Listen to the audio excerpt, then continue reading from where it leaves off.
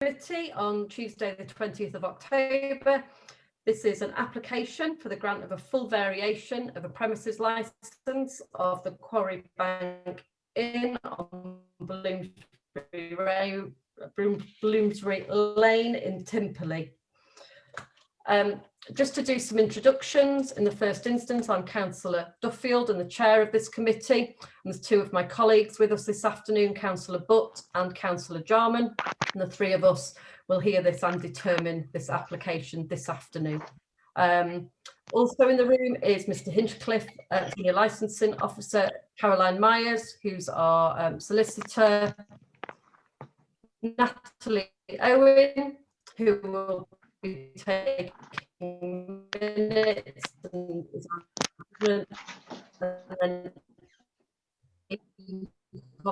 who's our governance manager as well, and then teams from Hydesbury and representing solicitor, and then we have three objectors, Mrs. Martin, Mrs. Eaton and Ms. Roscoe this afternoon, who live locally to the premises. So how we run these committees? We run these committees in the same way every time. Mr. Hinchcliffe, our Senior Licensing Manager, will start off and outline the application in front of us this afternoon. Myself and my colleagues may then have queries and clarifications for Mr. Hinchcliffe at that point. There'll then be an opportunity for Mr. Ireland to outline the application that's in front of us this afternoon. And again, myself and my colleagues may have some questions or queries or clarifications when Mr. Ireland has spoken. There'll then be an opportunity for the objectors to make their statements if they wish to do so, and if they build on each other's statement, that can often be helpful. And they will then, through a discursive dialogue, it's not confrontational in any way for the objectors' benefit. There'll be an opportunity through me as the chair for you to ask questions of the brewery and vice versa as well, should Mr. Ireland have any questions that he would like to put back or any points of clarification that he would like to make as well. All the papers that we have in front of us this afternoon have been published and in the public record. That's the information today. There's nothing else that's secret or hidden behind any of that. And we'll kick off with Mr. Hinchcliffe, unless anybody has any questions in the first instance about the procedure in front of us this afternoon. No, that's fine. Mr. Hinchcliffe, floor is yours. Thank you, Chair. Before I start, can I just check with those that are attending that the coverage in terms of the video here is okay? It's just that I'm experiencing a few glitches. Can I say okay? I also experienced that as well, but it seems to have cleared for now. Okay. There's a bit of a problem on sound. Yeah, I think it's potentially you, Chair, on the basis it sounds like when you were speaking, everybody got the interference, but I've not had any from anybody else. Well, okay. So there is perhaps a workaround with that, which is the scope of going on mute for everybody once one person is speaking and switching the cameras off if you're not speaking. If you're comfortable with that technology, obviously members of the committee will keep in view at all times, if that's all right. So what we have here then is under section 18 of the Licensing Act, members are requested to determine an application for a variation of an existing premises licence, and that's in respect of the Quarry Bank Inn on Bloomsbury Lane in Timperley. Having regard to representations received and the requirement to promote the four licensing objectives, the following options are open to the panel, to the licensing subcommittee, and actually you can grant the application in full on the terms and conditions contained within that application to include any applicable mandatory conditions, or you can grant the application but modified to such an extent as considered appropriate to satisfy any relevant representations and promote the licensing objectives, or you can reject the application. The premises licence is required in respect of any premises where it's intended to conduct one or more of the four licensable activities, these being the sale of alcohol, supply of alcohol, regulated entertainment, and provision of late night refreshment. This application was submitted by Malcolm Ireland of Napthens LLP Solicitors on behalf of Hyde's Brewery Limited. The applicant has applied to amend the plans that accompany the premises licence in order to permit the sale of alcohol in external areas. The application was properly made and all the procedures were correctly followed. Evidence of this is in Appendix A and Appendix B, which include the photographs of the blue notices in place. In terms of the background history, the premises is currently licensed. I've attached the license as Appendix C. The operating schedule, that's completed by the applicant, and it contains additional measures which promote the 4 licensing objectives, which is required by the provision of the Licensing Act. And included below in this report are the measures agreed between the Environmental Health Officer following the statutory consultation period. So you'll see there 3.2 to 3.8, the additional conditions that were agreed. Should a license be granted, then they would be endorsed on the license. The responsible, in terms of the consultation, all responsible authorities were consulted. Of the consultees identified in paragraph 5.1, the representation was received from the Trafford Council Pollution Control Authority, which is the Environmental Health Officer, and that was satisfied by way of the additional conditions that were agreed, and they're detailed inside the report and also attached in Appendix D.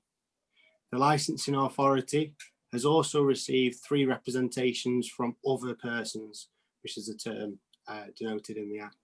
All of those representations are attached as Appendix D, and a copy of the report and all representations received have been sent to the applicant. Finally, Chair, just in terms of your legal considerations, as with all licensing subcommittee hearings, conditions may be attached to the premises licence where they are deemed appropriate for the promotion of licensing objectives. They must be proportionate and not duplicate any existing provisions contained in other legislation, and justification behind a refusal or even the attachment of conditions must be given to the applicant. Thank you, Chair. That concludes the report, and I'm open for any questions. Thank you, Mr. Hinchcliffe. Councillor Jarman or Butt, any questions at this stage? Yeah, well, just for clarification, is this variation is just for the sale of alcohol outside, as in the bar area outside, rather than taking drinks outside, which already exists? Do we know that? So the if it pleases Chair, I can cover this in my submissions. I intend to explain the effect of the application, or I'm happy for the licensing officer to explain it. Either way by me. Right, go on, Mr. Hinchcliffe. Go on if you want to. Yeah, the application is for sale of alcohol in that external area. There's a red line that's been denoted on the application form. So as a matter of what you're looking at on the application is the red line outlined as within the scope of that area. The applicant is applying for the sale of alcohol. There's no changes to the sale of alcohol inside, other than what might be affected by our COVID regulations at the moment. Okay, thank you. Councillor Butt, have you got any questions at this point? No. No. No. Mr. Ireland, then. Sorry, I was muted. Yeah, no, I'm at the stage. Thank you. Right, thanks, Councillor Butt.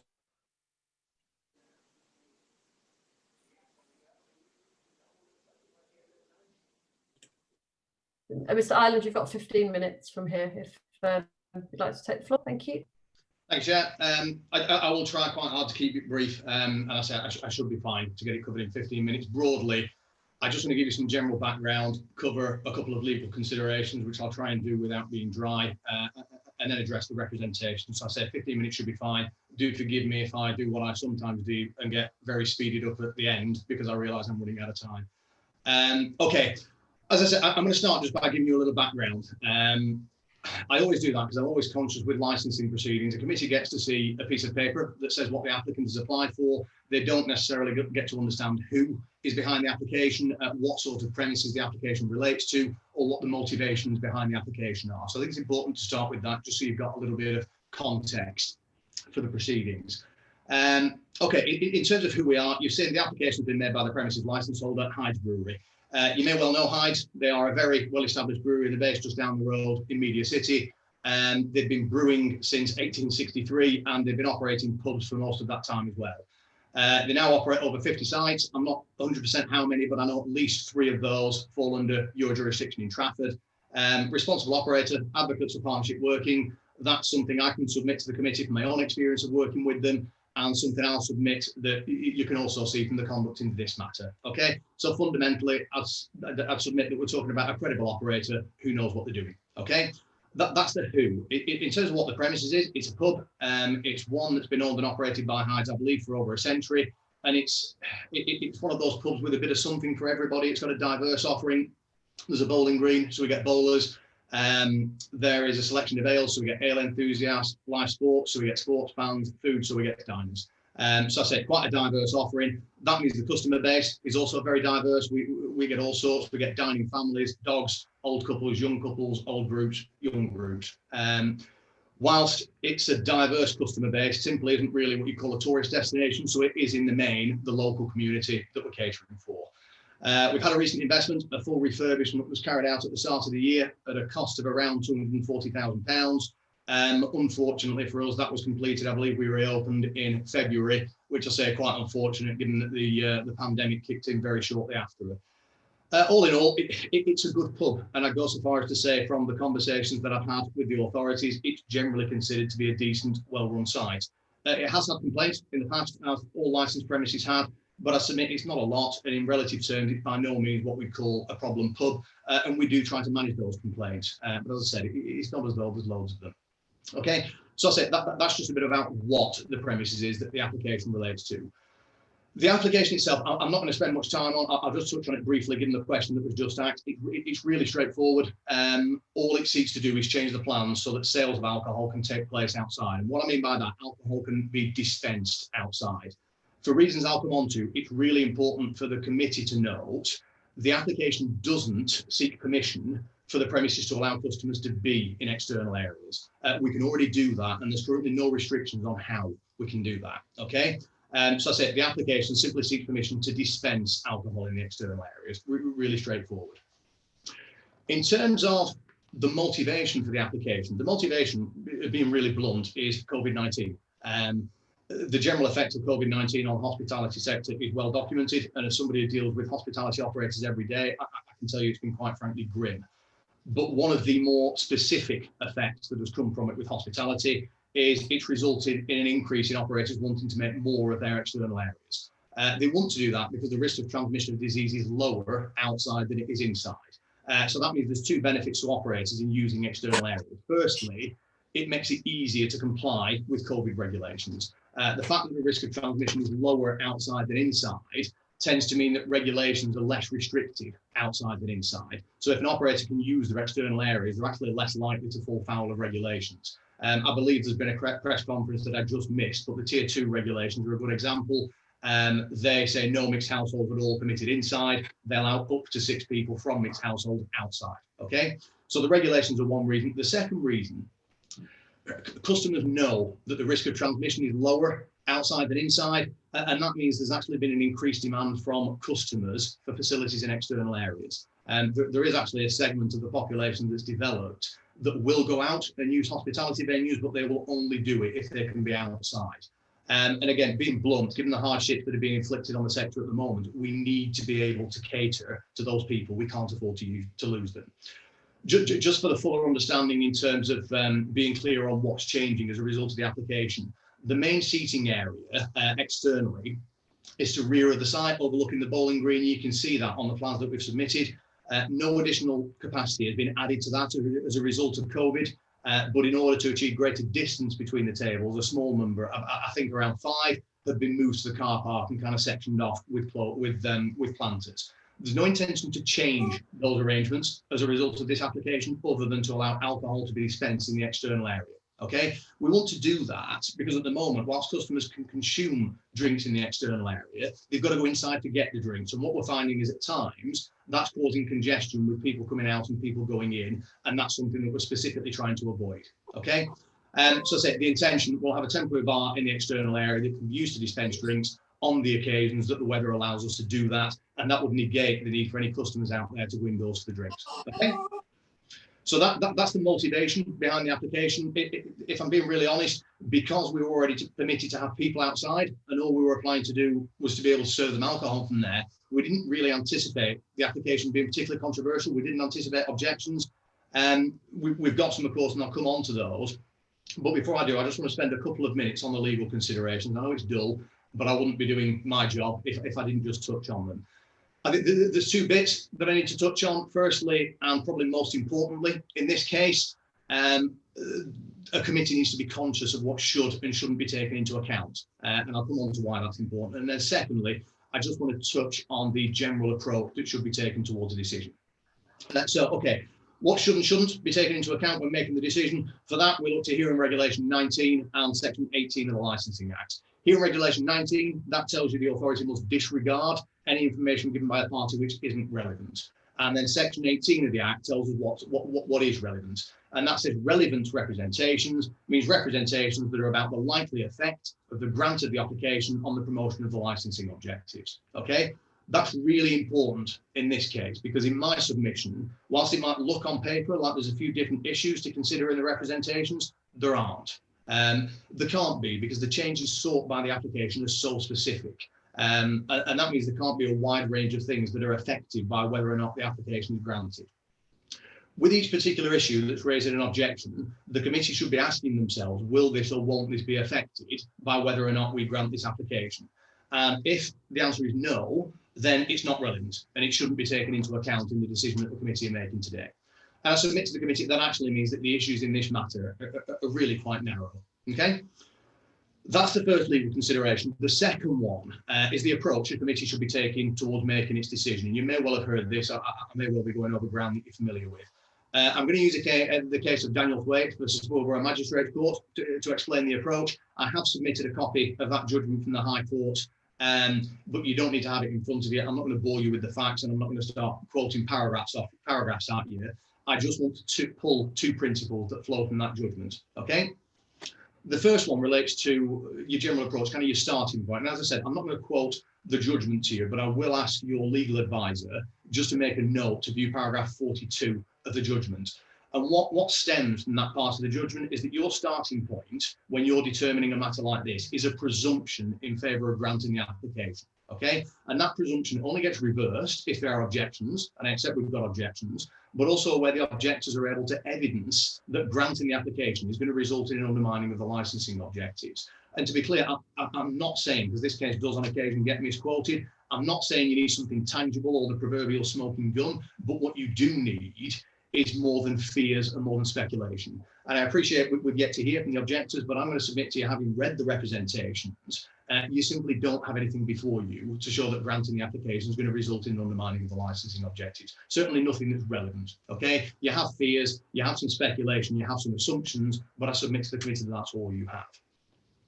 That's the first principle. The second one that I want to draw to your attention relates to the importance of the views of your responsible authorities. And again, just to emphasise the point, I'll ask your legal advisor to make a note to look at paragraph 55 of the judgment. And what's mentioned in that paragraph is that your responsible authorities are your experts. Okay, your police are your experts in crime and disorder, your environmental health department are your experts in relation to noise nuisance.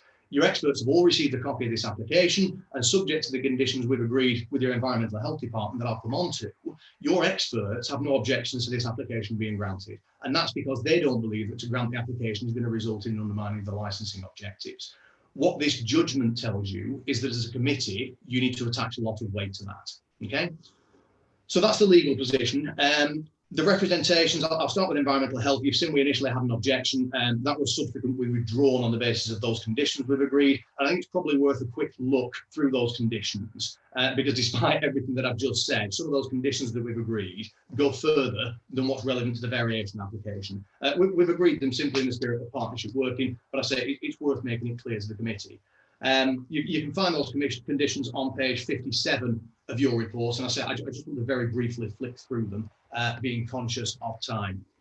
Okay, first one, noise from music and associated sources must not be audible to such an extent it constitutes a nuisance. That's not relevant. Okay, we've not applied to change anything relating to music, but it's a standard condition that your environmental health officer wanted. It's partnership working, it's give and take. We're happy to accept it.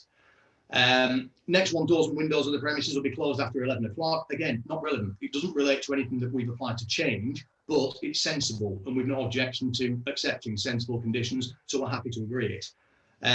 There's a condition saying that notices need to be placed at exits. There is one on the premises license already that this is to replace. I think it's condition 8. In essence, this is one of the environmental health officer's standard conditions. The wording has changed. They wanted the updated wording. We're happy to accept that. Then condition 6, sales of alcohol won't be permitted in external areas beyond 9. Obviously, relevant, goes right to the heart of the matter. We proposed 10 o'clock in the application. Environmental health officer wanted 9. It's not our ideal, but we accept it. We're happy to compromise. Again, it's partnership working. There's a condition saying tables and chairs won't be permitted in the external areas in certain parts. You could probably have an argument about whether or not this is relevant, because at the moment we can put tables and chairs where we like. But I think the environmental health officer wanted to ensure we couldn't put furniture and have customers lingering in the areas that were closest to residences. And again, it's sensible. So we're happy to agree sensible conditions. A condition saying no regulated entertainment, not really relevant. We've not applied for any regulated entertainment, but we've no intentions to do it. So we're happy to accept it. And then finally, we have to submit a noise management plan prior to us commencing sales of alcohol in external areas. Again, it's relevant. It basically allows us to keep the situation under review with the Environmental Health Department, and it means we can deal with the finer points, if you will, any detail relating to the measures we take for sound attenuation.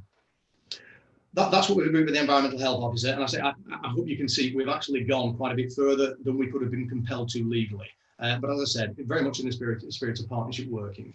We did endeavour to engage with the 3 resident objectors as well. We sent a letter to each objector through the licensing authority, inviting them to engage and advising them the conditions that we agreed with environmental health. We had no response from one of them, and I'm not. This isn't critical. I'm not criticising for this.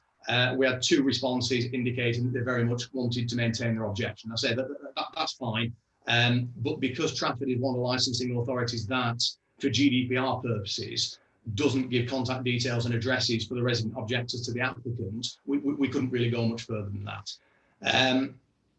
Okay, the resident objections themselves, I'm not going to go through them line by line, because if I did, I will spend a lot of time telling the committees about things that aren't relevant. And large parts of what's in the representations aren't relevant to these proceedings. I'm not saying they don't identify issues, because they do, and we accept that. I've had conversations with my client, and I can assure the committee that should the people that have submitted them be happy to us having contact details and making contact, we will contact them, we'll listen to the concerns that they've got, and where it's possible, we will do something about those concerns. But so far as these proceedings are concerned, this isn't a review. It's a variation, and that means our consideration is limited to the things that are about the likely effect of granting the application. A comment that noise can be heard from inside the pub at 11 o'clock isn't relevant. Sorry, at 1 o'clock in the morning, it's not relevant. We're not applying to change anything in the pub, and what we are applying to change outside, we're limiting to 9 o'clock. A comment that tables have been placed on the car park, thereby expanding the drinking area, it's not relevant. We don't need to change the premises license to move furniture onto the car park, and indeed we're not applying to do so. The only thing that is relevant is an assertion that to allow service of alcohol outside would increase noise level. It is relevant, but in my submission, it's not substantiated. Okay, it's an assumption. People can already drink out there, and I'd ask the committee why it would automatically cause more noise if alcohol can be dispensed out there. It wouldn't, and there's nothing before the committee to suggest that it would.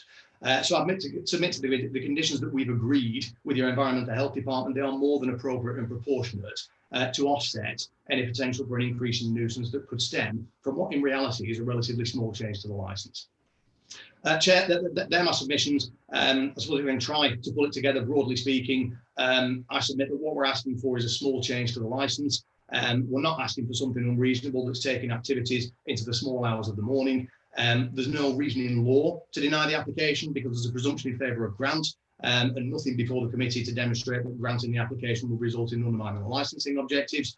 And there's no practical reason to deny it either, because what we're asking to be able to do, whilst it's something we can't do at present, but there's nothing to say it's going to cause nuisance, and the ability to do what we're asking, I dispense in the external area, is going to be governed by a fairly robust set of conditions, and conditions that we've agreed with your Environmental Health Department, i.e. your experts. Chair, they're my submissions. We are, of course, more than happy to answer any questions that you might have. Thank you, Mr. Ireland. You have mentioned some things in your submission there that obviously we as a committee are highly experienced in. Just for clarification for the objectors, this isn't a review. Mr. Ireland's point there is correct, and just for the avoidance of doubt, for any decisions we make and determinations we make this afternoon, it's really important to understand the difference between a review of a license and the request for a full variation of a license.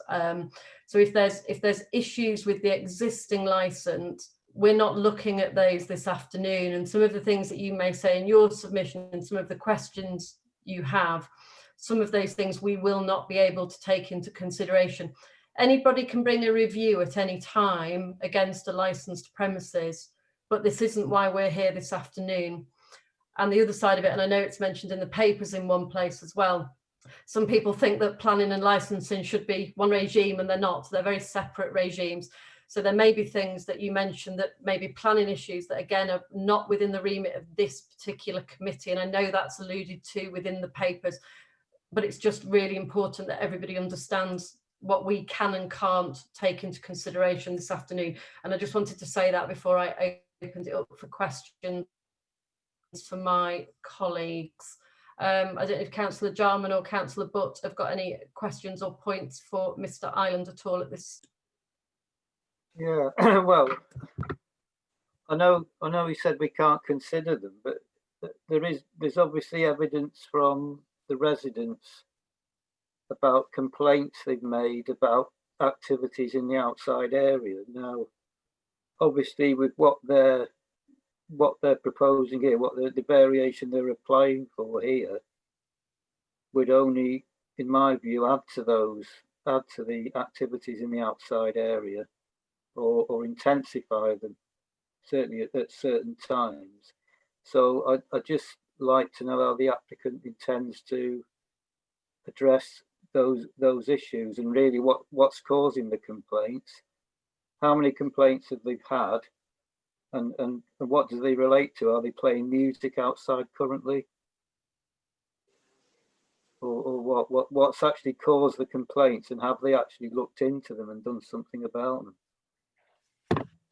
Mr. Ireland, can I address that back to you, please? Yeah, through you, Chair. So I have, of course, explored this with my client. So I suppose the first point to make on complaints is, if there have been a lot of complaints, they haven't come to us. So I say we do get complaints. The procedure, if a complaint goes to the brewery, is that the complaint then gets put through and allocated to Sam, who's the area manager, and that will stay open until it's been responded to one way or another. So it will either be that we get in touch and we say, okay, we can do something about that particular complaint, and therefore we will. And again, to make it clear, there's no reason that we wouldn't do something that we can reasonably do. We don't want to cause people problems. There are occasions where you will get a complaint and it will say, for example, I could hear voices in the external area at 7 o'clock at night. There isn't anything really that we can do about that. We can monitor it, we can supervise it, but there is a difference between nuisance and noise. And if somebody's hearing people talking in a beer garden, they're hearing noise, not suffering nuisance. And that's almost inevitable when you live in close proximity to a beer garden. In terms of volume of complaints, we have looked back, and I say that they're varied. You'll get the odd complaint about, right, this light was shining, or right, this delivery on a particular day made too much noise. In terms of things that are relevant to noise, looking back through our complaint log, I understand from Sam that our last one was the weekend of the 4th of July. And that, I think, in all fairness, I would tell the committee that pretty way across the country, I had a lot of clients dealing with complaints because everything was entirely new. There was pent up demand. We didn't know quite how we were going to work with COVID regulations, so on and so forth. That weekend was a very sharp learning curve for everybody. So I think that there probably were things, and again, I'm not talking specifically about this site, there probably were things across the board that could have been done better, and this site is probably no exception. But we haven't had a complaint come through to us since that opening weekend. It may be that one of the benefits that we can get out of, so I say we've got to be careful that we're not sort of walking into areas that aren't relevant to something the application seeks to change. But perhaps one of the benefits that we can have from these proceedings is that we can at least open the lines of communication and make sure the complaints are going directly where they need to, so that we've got the best possible chance of doing something about them. So has Councillor the Jarman? landlord received any complaints directly that you're aware of? Because according to the residents they have, and obviously they'll be saying more about that when they... I think all we can really say, Councillor Jarman, is that if the residents are saying that is the case, we can take that up with the manager. But again, I'm seeing Sam shaking his head. If there's been complaints directly to the premises, they haven't been communicated to the brewery. Okay. Councillor Butt, any questions at all from Mr. Ireland?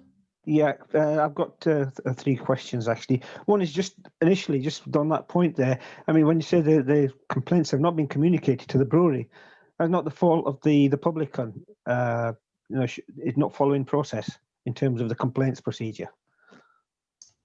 I think it would be fair to say it would be, Councillor Butt. I think if there had been a multitude of complaints to the premises that we haven't been made aware of, yes, we will take issue with that. And I say that is something that we will be raising with our manager. If, and I say, I appreciate we've yet to hear from the local resident, but if the residents are saying, yes, we're repeatedly complaining to the premises about X, Y, and Z, yes, that should be making its way through to us.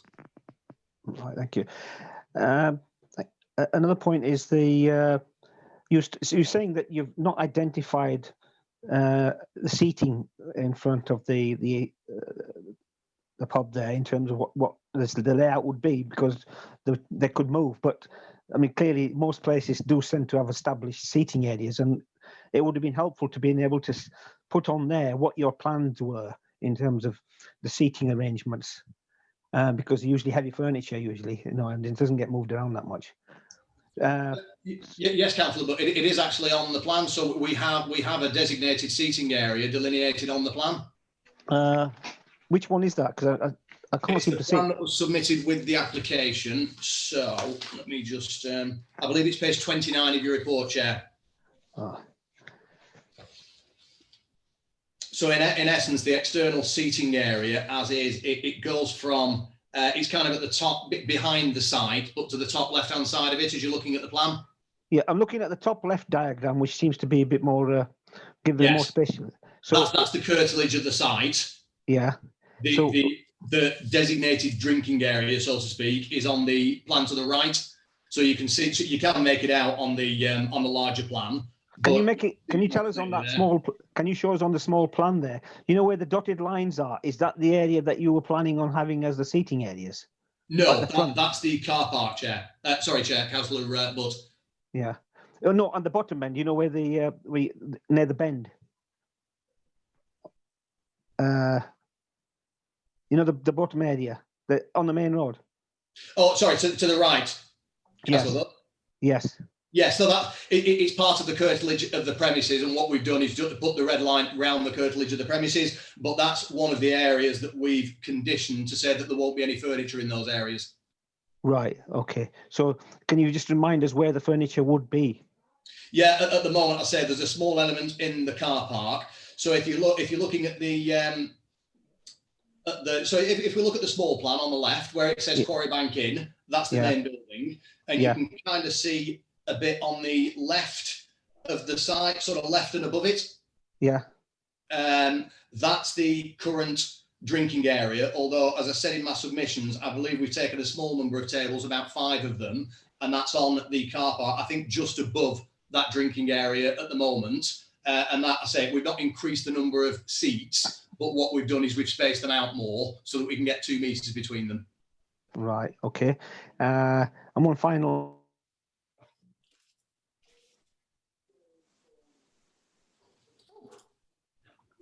You're frozen, Dylan.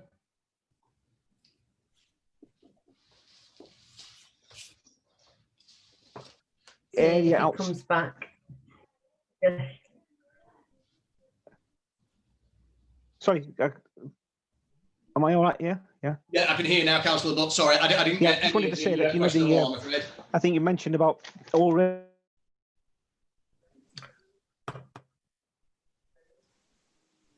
Councillor Butt, I'm sorry, I've lost you again.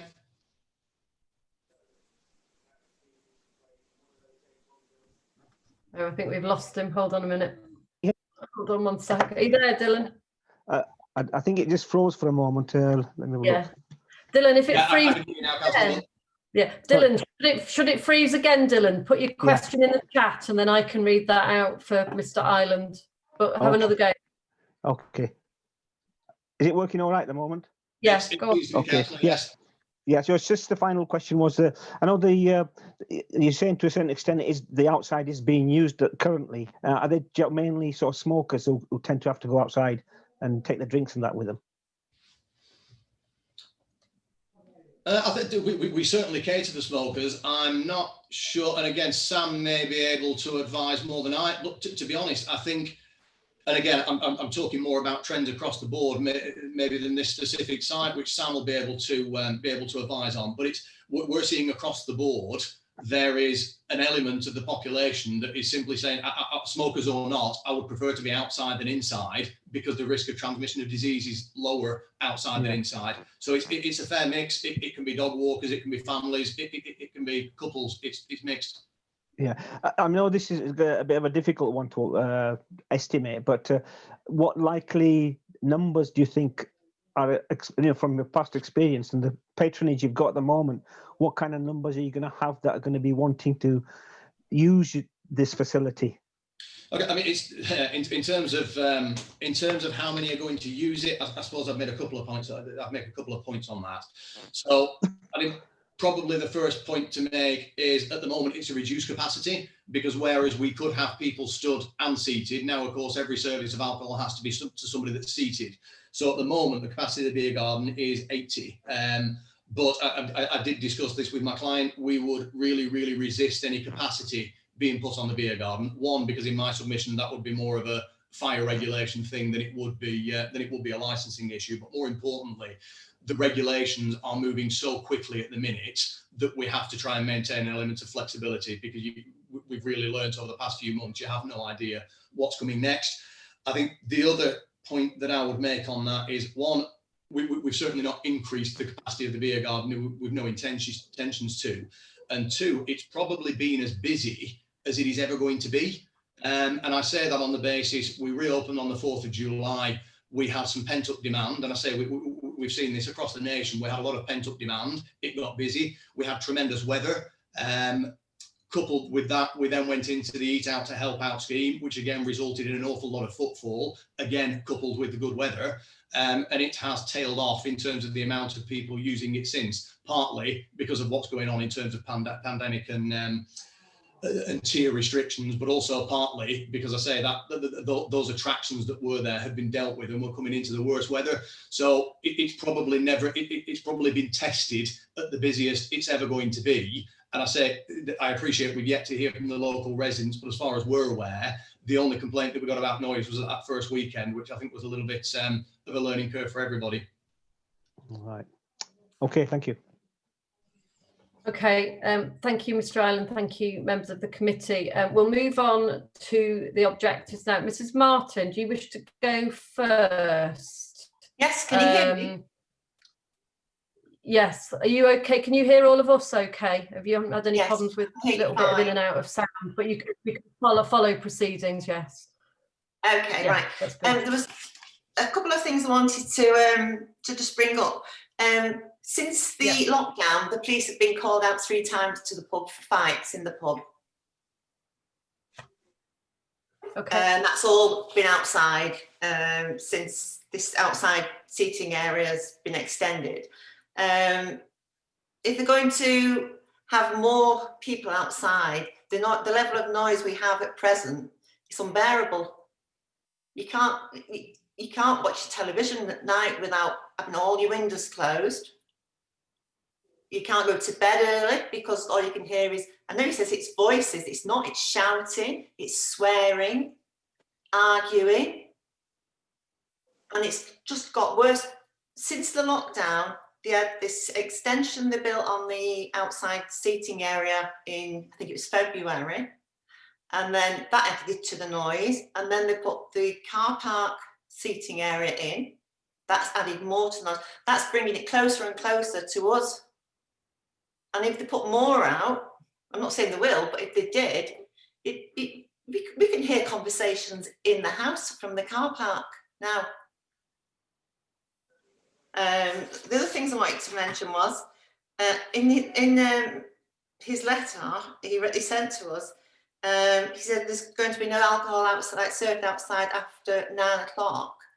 Is there anything to stop the people going inside and bringing the drinks back out until 11 o'clock at night? No. That's right. That's covered up. And it also says on here that there's notices requiring customers leaving the premises quietly. That's been in place for as many years as I can remember. No, it's totally ignored. I've had problems with noise from the pub for the past 3 years. I've had noise monitors put in, and I think if this goes through, I'd have to have noise monitors put back in again, because nobody really takes you seriously of how stressful it is having this constant noise, shouting, swearing, people peeing up the side of your house, your hedge, and fighting. It's bringing the neighbourhood right down. The landlord's not very obliging. He can be very rude. And when in the past, when I have got onto the brewery about noise and things, I've been referred back to the landlord, not to solicitors or Hyde's Brewery, and obviously it's to take it up with the landlord. That's my objections to it. I just think allowing drinking outside, extending it all, is going to add to the noise levels we enjoy in these houses around here. You know, it's a residential area. That's my complaints. Okay. Thank you, Mrs. Martin. I'm going to hear from all the 3 objectors in the first instance, and then we can address all the points in one go. Mrs. Roscoe, you still here? I'd like to echo what Yvonne said. I mean, my family have lived in this house since 1939 when it was first built. So, you know, we always support our local community. Our family have gone to the pub a lot, but it is just unbearable, the noise. It's not, you know, I think at the beginning it's painted as there are lots of different people going, lots of different, you know, different clientele. But what we get at night is just loud screaming, swearing, shouting. You can't sleep. I've rung the pub many, many times, like while it's going on, saying, can you do something? And then, so maybe I've not been complaining to the right people, but I was assuming that those complaints would be logged as it would in any other establishment. But it is unbearable. And the idea of encouraging people to be outside more is just unacceptable in my mind.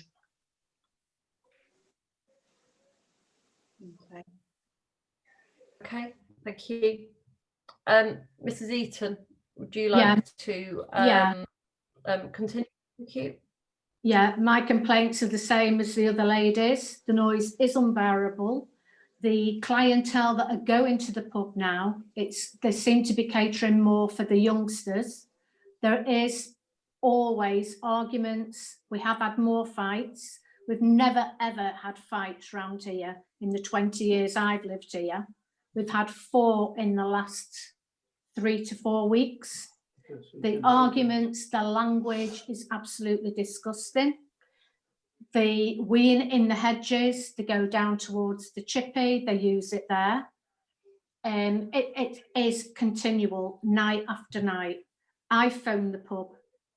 So where they're saying that the landlord isn't getting the messages, or the brewery, it's not true, because we have phoned the landlord. The landlord isn't approachable. I don't think he is a very pleasant person. I was on the phone one night at 1:45 in the morning, watching him from the bedroom window, and he was still denying it was them. And it is. But it is, like the ladies have said, it is unbearable. And if they're planning on wanting more drinking areas on the outside, They're going to have more tables because there's not enough now. They're already standing all over the car park drinking. They're not just contained to the tables. So I agree. I think it is a really bad idea. I think it's bad for the neighbourhood. Okay, thank you, Mrs. Eaton. Thank you for that. Okay. Mr. Hinchcliffe, can I just ask a quick question of you, please? Yeah. This obviously, we're not looking at this as a review this afternoon for the reasons that I outlined earlier. So we can award some weight to what you're saying, but when it's quite difficult what our remit is this afternoon, and I get that can be quite sort of challenging to think about. But I just wanted to talk to Mr. Hinchcliffe about the fact that whether or not our reviewers, the licensing authority, have been involved at all at any stage over the last couple of years with the Quarry Bank in terms of looking at any internal reviews within the licensing authority? To answer your question, no, I'm just going through, as we've been discussed, I was just going through my email trail. Anything like this would normally come through my desk, and there has been comment from the police licensing officer, but not to a certain extent of giving us information in terms of fights.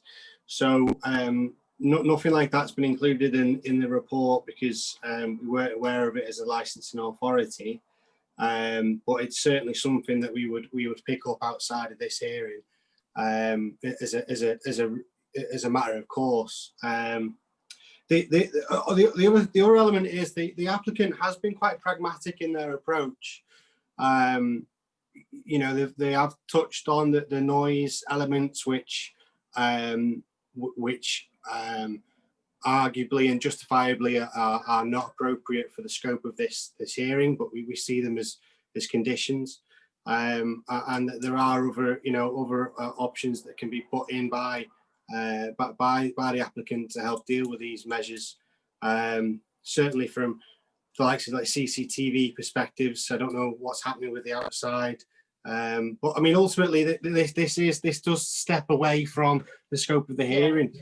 So please don't take too much into my comments there. No, I think one of the things that we have to look at before I open it up for questions to Councillor Jarman and Councillor Butt is that the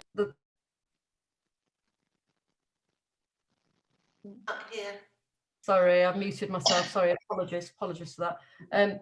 We haven't had an objection from the police or from the licensing authority in this thing, and we obviously have to give some weight to that. I'm just going to ask my colleagues whether or not they have any questions for the three objectors, and then there will be an opportunity for Mr. Ireland to come back and address some of those issues as well. So, Councillor Jarman. Yeah, I'd just like to ask the residents. They've obviously made note of the noise disturbance. Can I ask for what times of the evening, what times of the night do these disturbances go on to? Could I just go first? Yeah, go on. It's well, now the lockdown at 10 o'clock, that they're all gone at 10 o'clock, and they take all the glasses in at 10 o'clock. Before the lockdown, they were drinking out there till 2-3 o'clock in the morning, and the glasses were out there all night. But lately, I would say the 10 o'clock lockdown, that's when the noise relatively stops. Sometimes it can spill out onto Grove Lane while they're waiting for taxis and things like that. But the 10 o'clock has been okay. Like, it's still noisy, very noisy in the pub up to 10 o'clock, and then they disperse. If previous to the 10 o'clock lockdown, it goes on till 12:30, 1 o'clock in the morning, because on a Saturday, I think it's Friday, Saturday night, they have a 12 o'clock licence. And is this more or less every night? Every night. Before the lockdown? Yes. Sunday night used to be really bad as well. And I've got numerous old letters here to Peter Yeah. Belfield regarding the noise and dates, and you know, if anybody wants a copy of those, they're welcome to them. Can I just ask Kieran, have we got any record of any complaints from residents about the establishment direct to the council that he's aware of? The information that you've got available is mentioned in the environmental health officer's rep, and I think she mentions that there has been complaints, but what you're not provided is a level of detail in terms of a chronology and so on. And it appears to me as though the ambition from the environmental health officer was to agree those conditions, and that satisfied their scope. Yeah, I understand. There's obviously a lot of issues outside the scope of this. There is, yeah. Variation that I think may need looking at separately. But yeah, okay. Thanks for that, Kieran. Thanks to the residents. Thank you. Mrs. Roscoe, is there anything you wanted to add there at all? It's just hard in this environment to talk all over. It's particularly bad after football matches, and Sunday nights used to be terrible. I rang several times saying, look, I'm up at 6 o'clock in the morning tomorrow to go to work. Can you please do something with your clients? So yeah, so it's the sort of 10 o'clock lockdown has really helped me sleep, but obviously that's, you know, that's not ideal, is it? Might be a full lockdown after today. Can I just come in there, Chair? Yeah, go on. Sorry, have you finished, Councillor Jarman? Have you anything else? Councillor Butt. Yeah, Councillor Butt, floor's yours. Thank you, Chair. It was just a quick one. I noticed that Miss Eastliff just mentioned the fact that there had not been any police response in terms of the any record. Have the complainants there seen, perhaps because they probably look onto these premises, seen police or any kind of emergency service attend the premises at any time? Only when there's been fights. So there is some record of activity that's been reported, and they must have records. Definitely, yes. I actually have, because I've videoed some of it on my phone. I think it was the very first night they were open. The police were there. But later than that, it's all together. I think it's 3 times I've seen the police go visit the quarry. Oh, I just am curious that there doesn't seem to be any data from the police in terms of. No, well, yeah. Chair, to Councillor, but I mean, we do have a scope of time frames for this application. So we're going back here to the fact that it's not a review application. Yeah.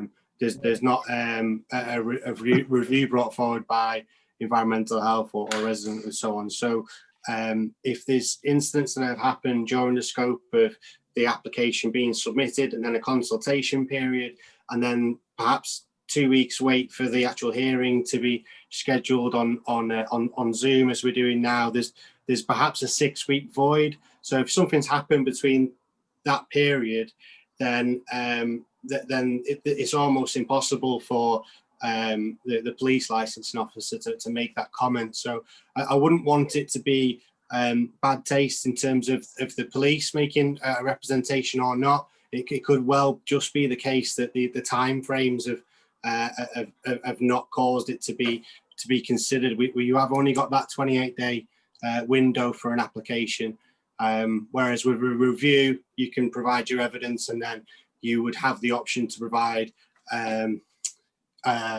evidence later on for, I think they call it a de novo hearing, if that's agreed as well. But it's a different style of committee. This is an application. I hope that's clear. I don't know. Chair, may I just make a comment on that through you? Yeah, go on. I'm just kind of we're getting dangerously close in where. I'm running this committee, Mr. Ireland, and I will give due weight. And I know this is not a review hearing. Thank you very much indeed. Thank you, Chair. I know exactly what is in front of me this afternoon. Thank you. Councillor Butt, have you got any other questions at all No further questions, thanks.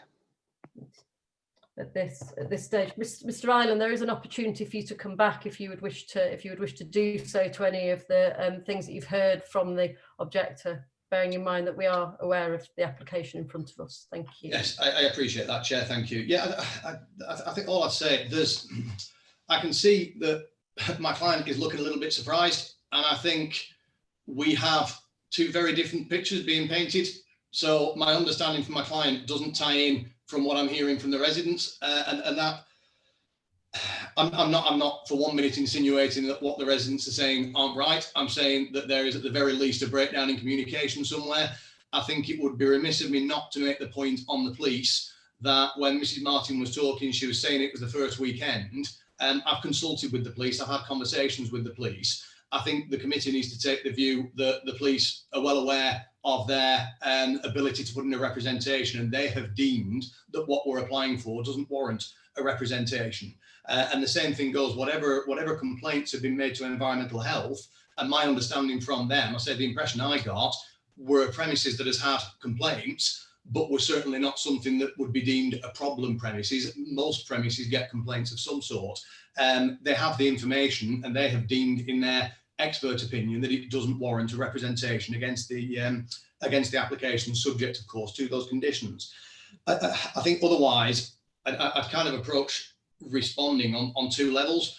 From a legal point of view, there's very little that's really changed since I delivered my initial submissions. The scope of the application, the things that can be taken into account is narrow. There's still a presumption in favour of grant, and I submit there's still nothing before the committee that would indicate to grant the application would result in undermining of the licensing objectives. That's the legal position. The practical position, and I've been doing my usual trick of communicating with my client on WhatsApp, because we can no longer just lean across and ask questions. My client is urging me to say to the residents, look, somewhere, something's not getting back to the brewery. So we will quite happily volunteer Sam's contact details. He's the right person to contact. So something's gone wrong somewhere in the communication, because I say that this isn't our understanding of how this premises is operating. If it's a problem with our manager, if there's a problem there that we don't know about it, we need to be aware of it so that we can do something about it.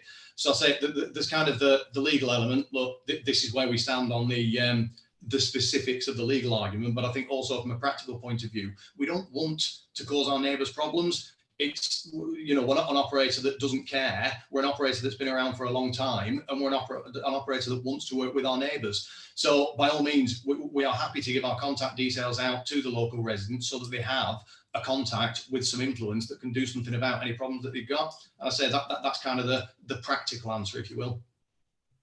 No, thank you, Mr. Ireland. I suppose, obviously, one of the reasons we're here is to make sure that if we granted this full variation, that you would still be able to uphold the licensing objectives. And obviously, the key one here this afternoon is around public nuisance, about whether or not moving the bar outside, in essence, would add to that level of public nuisance. I suppose there's a couple of things that we're interested in on a practical basis. Obviously, it's table service only at the moment. So I wonder what you see as the difference between your staff going to the bar inside and the staff going to the bar outside, of why you've decided that you need an extra bar, in essence, because if it's nobody's going in and out of the premises only to go to the bathroom because of the table service. So I suppose we're just interested a little bit in, and obviously you want more people to use the premises.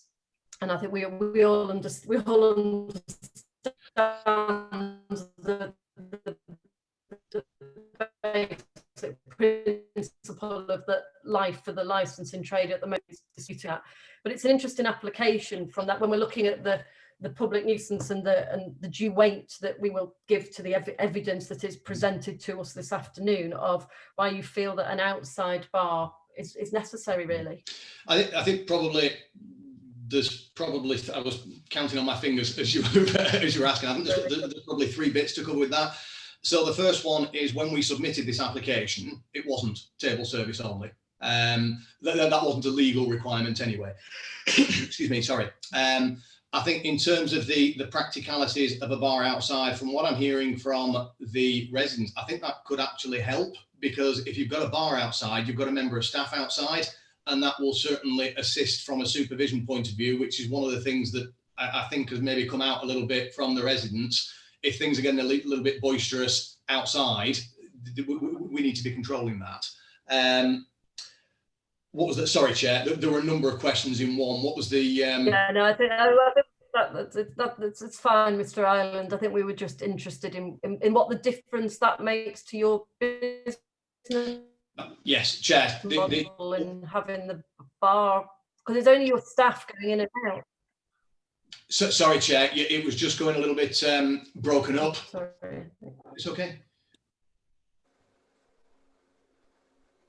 So, sorry, Chair. I didn't catch the last bit. I think probably the other point to make is, whilst it wasn't table service only when we made the application, the fact that it is now just kind of goes to demonstrate how quickly things can move. So even though at this moment in time it's table service only, it might not be in a week's time, a month's time, next spring. We need to have the flexibility to be able to react to whatever they throw at us next, because I say from a licensing practitioner's point of view, there's no predictability to it at all. No, and I think that's probably a point we can all agree on this afternoon, that it's very, very challenging for you at the current time. Councillor Jarman or Councillor Butt, do you have any other questions at this stage at all before we move into a summing up period? No, I'm fine there. No further question on that. Thank you. No further question. No, thank you. From the three objectives, before I leave it to Mr. Ireland to finish the summing up, is there anything else that you would like us to take into consideration this afternoon, or anything else you'd like to add to the information that you've already given us at all, Mrs. Martin? No, I think that's it. That covers it. Thanks very much. Okay, Mrs. Roscoe? You're right, and Mrs. Eaton? Okay, thank you. Mr. Ireland, if you'd like to finish the summing up, and then I'll explain what happens next. Thank you. Yeah, thank you, Chair. I mean, so it's summing up. It is saying fundamentally what I've already said. I think we didn't necessarily anticipate this at the start of the hearing, but I think it's become clear as the hearing has gone on. There are two elements to this. There is the legal element in terms of what do we do about this application, and I'd submit it to the committee in that sense. There isn't anything changed since I delivered my submissions. It's a very narrow set of issues that you can take into account, and you've nothing before you to show that granting the ability to dispense alcohol outside is going to result in an undermining of the licensing objectives. That said, I think it has become clear there's also a practical element to this. There's things that I'm confident we were unaware of, and I speak more for my client there than for myself. And that we need to examine, and we need to do something about. To that end, I've checked with Sam. I will send his contact details through licensing to be distributed to the local residents. Whether it's a matter of, look, we need to get together and we need to have a meeting to explore exactly what's been going on that we're not aware of, or whether it's just a matter of, look, if you have problems, here's the number that you contact so that we can do something about it. But I say, it's right to say that, and it's right that the residents understand that, but it is almost quite aside from the legal points that surround the arguments around this application. Thank you. Thank you. So just to let you all know what happens now, myself and my colleagues are going to go into a Zoom breakout room, and we will deliberate the hearing, and then we will come back. I don't know at this stage how long that's going to take us. It probably won't be within the next sort of 15 minutes or so. So if you want to go and have a comfort break with that, and then we will just reappear at some stage. So obviously this bit has been live recorded on YouTube. Our determinations are done in private, but then when we come back and give you our decision, that again will be the video will be turned back on. So we will disappear out of here, and we'll be back in due course. Thank you very much for your time. Thank you. Okay, thanks. Thank you.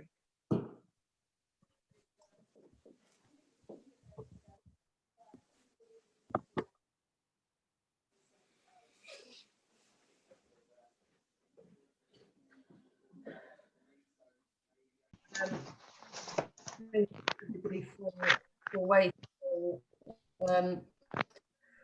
We've had quite a long discussion about this and as determination, and there's a lot of things that we're not particularly very happy about that we've heard this afternoon.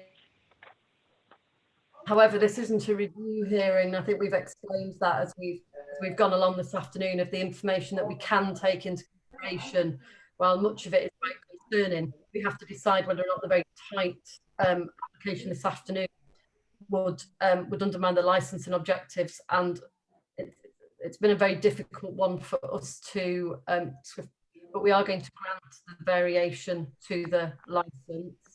But we have a very strong message for Mr. Ireland and Mr. Bradley, is that residents sound like they have grievances against the premises that we would need you to take seriously. It's quite concerning that the area manager isn't aware of some of the complaints of the very near neighbours and of some of the evidence that we've heard this afternoon. We would suggest that if you're not getting what you want from the brewery within a very short timetable, anybody can bring a review process. We would encourage you to look at your options in that regard as residents, as I'm sure the brewery want to resolve the issues that you have. But we have a very remit the committee, and it is not a review, and it's to some extent quite a shame that it's not a review, but we will grant the full variation. I hope that the brewery can bring some resolution to the issues that the residents have, or I do expect that we will be seeing you for a full review at some stage in the near future. There's information on the council's website how to do that if you're not getting what you wish to do. I know Mr. Ireland has spoken about the fact that Mr. Bradley's phone number will be available to you. So Mr. Ireland, if you can get that to the council, and the council can email that out to the residents, and then we can look to resolve some of the issues that are in front of us this afternoon. In that regard, we know that there's a press conference going on at the moment, and we wish you well with your business. We just hope that that becomes a very well run business and brings the residents what they need locally. But thank you all for your time this afternoon. I don't know if there's any other questions at all before we go just about that decision. No, I'm just very disappointed. Yes, it's not a review, Mrs. Martin. It's within the grounds that we have. We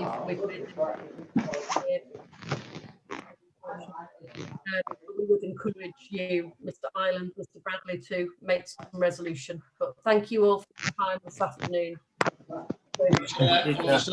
Thank you, Anne. Thank you. Okay, thanks. Thanks, everyone. Thank you.